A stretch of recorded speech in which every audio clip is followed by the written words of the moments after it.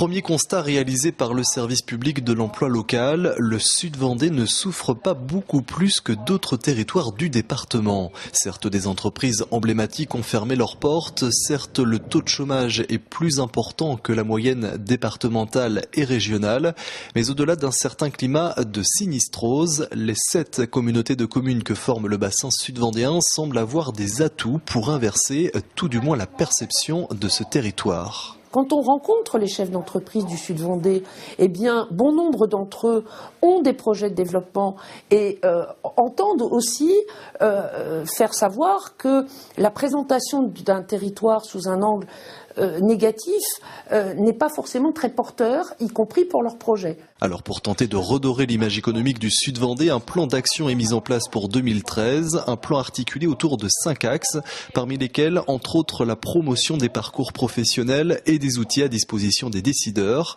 l'accompagnement des chefs d'entreprise dans les mutations économiques de leur société, ou encore la valorisation de secteurs d'activité qui recrutent, tels que l'industrie ou encore la métallurgie, paradoxe qui tend à s'accentuer alors que le taux de chômage ne cesse d'augmenter, ces secteurs ont des besoins de main-d'œuvre. Nous avons constaté que certains métiers étaient en déficit d'image. Il y a des tensions sur les métiers, aussi bien du côté des entreprises que des demandeurs d'emploi.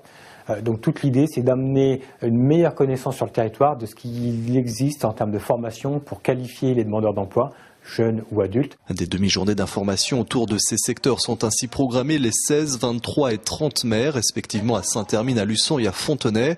Au programme, table ronde, échange, entretien et pourquoi pas quelques emplois à pourvoir.